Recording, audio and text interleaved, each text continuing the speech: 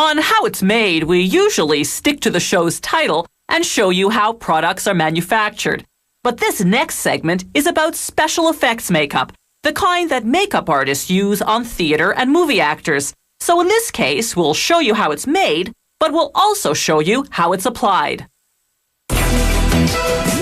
Watch as this special effects makeup artist works his magic to transform this 28-year-old woman into a senior citizen. After gelling her hair flat, he glues on a bald cap using a theatrical adhesive called spirit gum. He protects her eyebrows and eyelashes with petroleum jelly, then covers her face in alginate, a material for taking dental impressions. Then he applies wet plaster bandages. After 25 minutes, the materials harden into a mask. Now he lines it with plaster. In a half hour, the plaster hardens into a perfect replica of the woman's face. Like putting non-stick spray on a baking pan, he coats the model in a release agent. Then, using professional-grade plasticine, he begins to sculpt an elderly face. He smooths out the wrinkles with strong rubbing alcohol so they'll look realistic.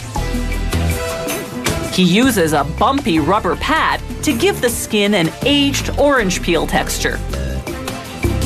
The finished sculpture sits in water for 2 to 3 hours. This activates the release agent, detaching the plasticine from the plaster underneath. Now the artist carefully cuts the sculpture into sections. The number of pieces varies with the size and complexity of the mask. Now he can finally start producing the mold he'll use to cast the old lady face mask. First, he takes a thin plaster impression of each piece. Then he coats the impression in plaster to make the positive half of the mold. Once it hardens, he applies the plasticine piece to space the depth of the mold cavity. Then he coats that in plaster to create the negative half of the mold.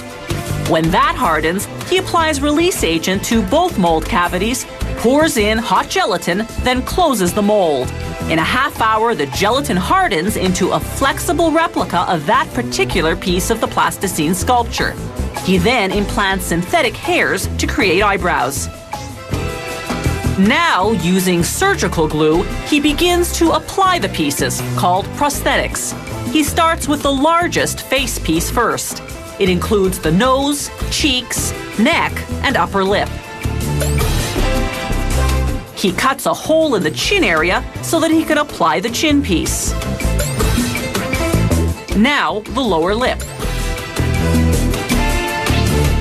He cuts off the excess, then glues the edges of the chin piece to the large face piece. Now for the forehead. Again, he applies glue along the edges to connect it to the rest. To age the eyes, he uses contact lenses. They create a ring around the iris, a typical feature of elderly eyes. Using tweezers, he applies eye bags, again gluing the edges to the rest of the mask. And finally, some wrinkly eyelids. With the mask fully assembled, it's makeup time. Using a toothbrush, the artist sprays it unevenly over the mask, then smudges it with his fingers. This technique creates a realistic look because the human face, aged skin especially, has color variations. Using a very thin brush, he accentuates some wrinkles by creating depth with a darker color. Now, some freckles and age spots. And a gray wig. And finally, just a bit of lip color because lips dull with age. All this takes an experienced makeup artist about a month of work, and such expertise doesn't come cheap. A major transformation like this for stage or screen can cost up to $10,000. A pulley is a wheel with a grooved or barreled rim in which you run a rope or belt. It's a simple device used to lift a load that's hard to access or too heavy to move by hand. Pulleys and multiple pulley systems are vital components of many types of machines. These pulleys are designed for use in small to large-scale electric motors. For example, fan belts in the air circulation systems of office buildings, factories, and mines. The factory makes its pulleys from a 50-50 mix of scrap iron and steel. The furnace heats the metal to 1,370 degrees Celsius, slightly above the metal's melting point. Workers adjust the chemical composition by adding carbon and silicon. The right recipe is essential for producing quality metal. In the furnace, the metal's impurities, called slag, rise to the surface. Workers use giant paddles to skim it off.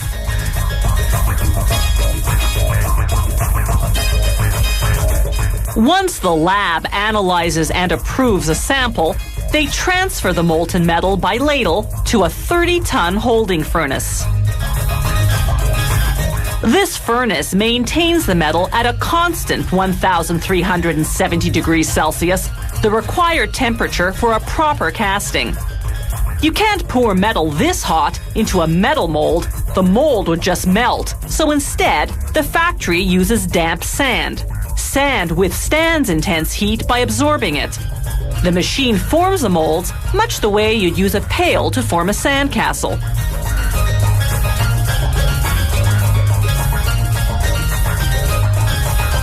It first constructs the bottom half of the mold. This filter will screen out any slag particles the molten metal may still contain, and these cores create empty spaces within a part. Now the machine forms the top half of the mold.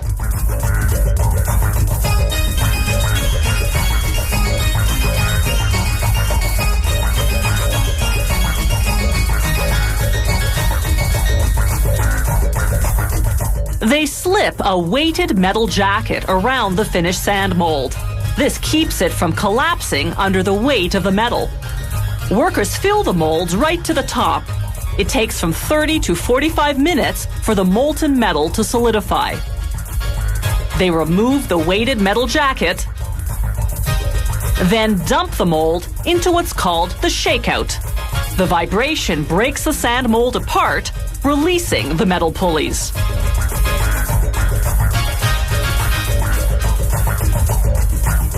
While the pulleys go off to be cleaned, the sand is recycled into new molds.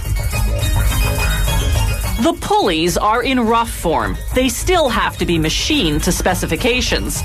A robot places each one under a computerized camera.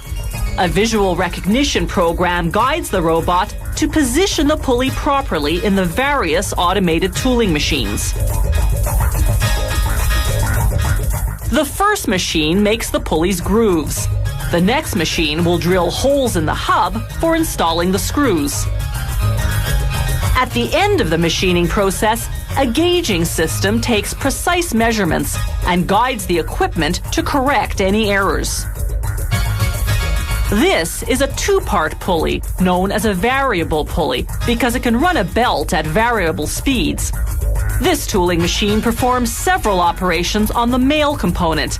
It machines the face and outside diameter on one side, then flips the pulley over to make the bore and threads on the other side.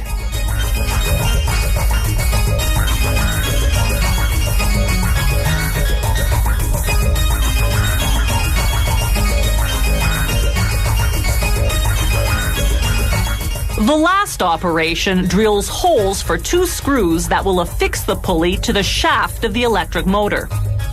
A touch of lubricant, and the next machine assembles the male and female parts. After setting the proper speed, the user locks the parts in position with a screw.